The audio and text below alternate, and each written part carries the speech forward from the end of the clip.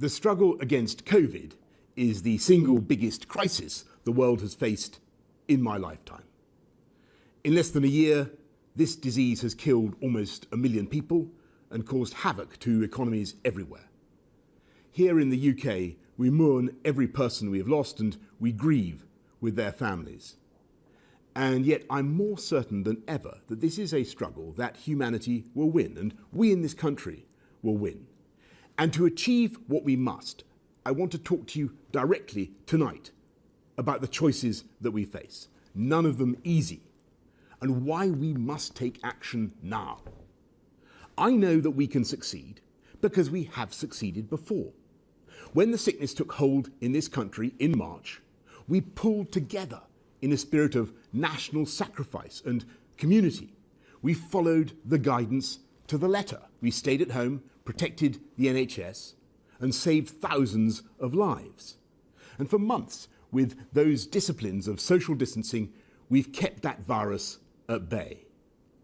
But we have to acknowledge that this is a great and freedom-loving country, and while the vast majority have complied with the rules, there have been too many breaches, too many opportunities for our invisible enemy to slip through undetected.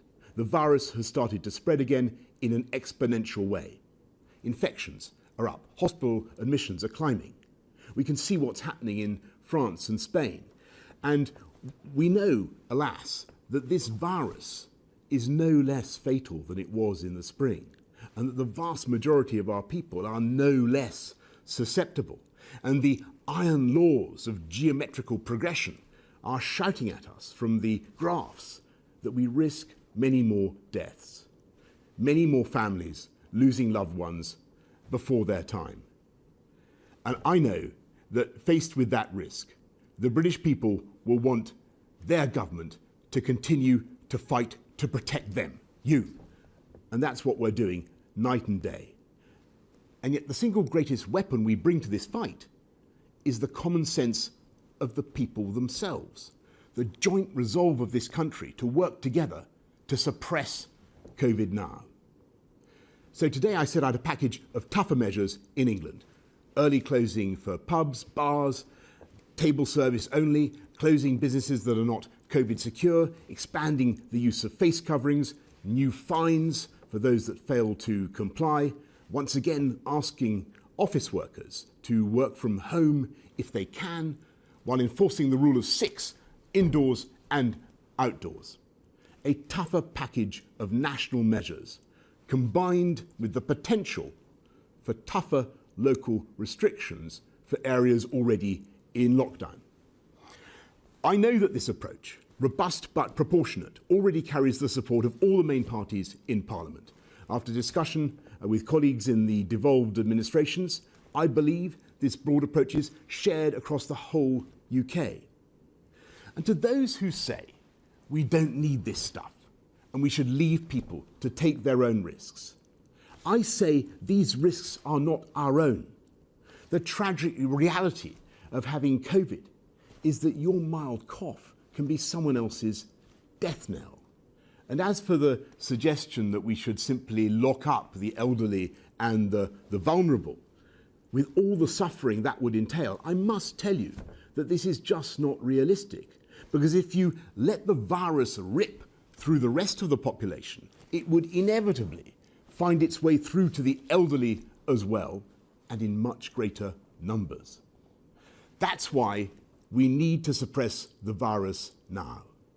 And as for that minority who may continue to flout the rules, we will enforce those rules with tougher penalties and fines of up to £10,000. We will put more police out on the streets and use the army to backfill if necessary. And of course, I'm deeply spiritually reluctant to make any of these impositions or infringe anyone's freedom. But unless we take action, the risk is that we will have to go for tougher measures later when the deaths have already mounted and we have a huge caseload of infection such as we had in the spring. If we let this virus get out of control now, it would mean that our NHS had no space, once again, to deal with cancer patients and millions of other non-COVID medical needs. And if we were forced into a new national lockdown, that would threaten not just jobs and livelihoods, but the loving human contact on which we all depend. It would mean renewed loneliness and confinement for the elderly and vulnerable, and ultimately it would threaten once again the education of our children. We must do all we can to avoid going down that road again.